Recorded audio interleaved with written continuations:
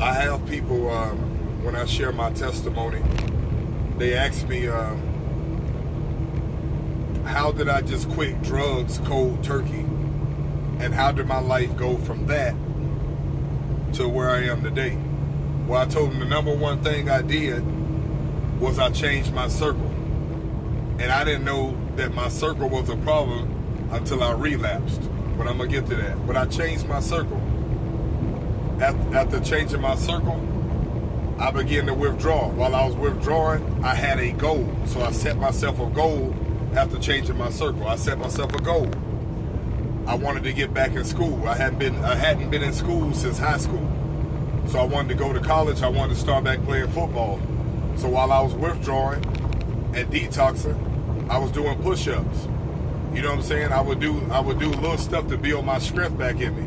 Then I started running around the block to get ready to go back to school. Then I hooked up with an old high school coach that made a plug for me in LA to go to junior college. I played in junior college for a season. Had to move back home to Alabama because we were scammed out our rent money. I went back to Alabama, here it is, around the same circle, and relapsed. I relapsed. So all of that had went out the door. Check me out though.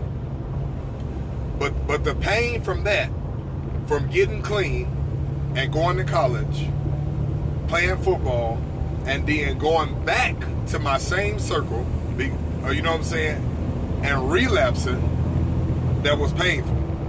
So, long story short, I came back out of Alabama again, back to California again to another junior college.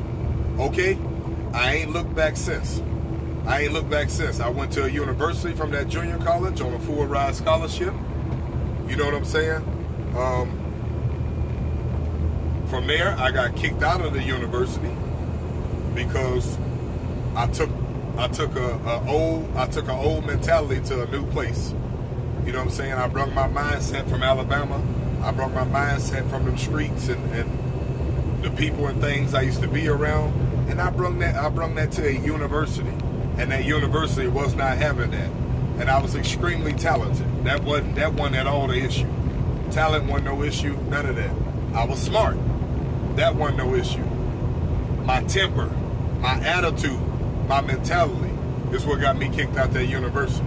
So as I got kicked out that university, I went back to LA and stayed with a girlfriend that I was with at the time for a few months, working in the warehouse. The warehouse wasn't good enough for me. That wasn't good enough money. It was like $300 a week or something like that, $400. I couldn't do that. You know what I'm saying? I wanted more. So I signed myself up for trucking school.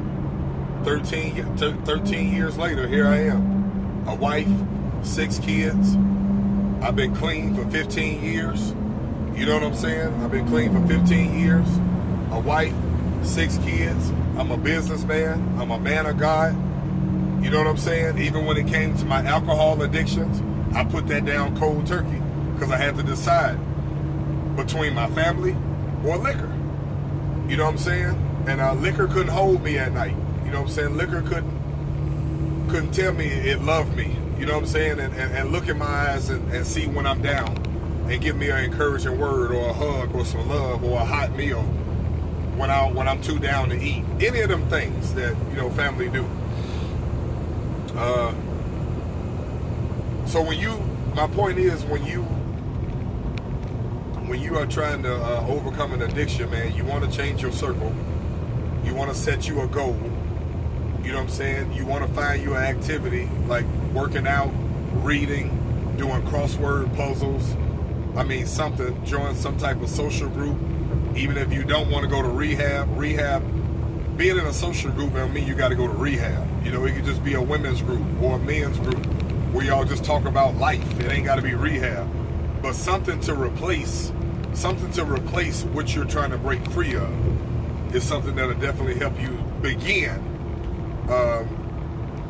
your recovery process. Amen.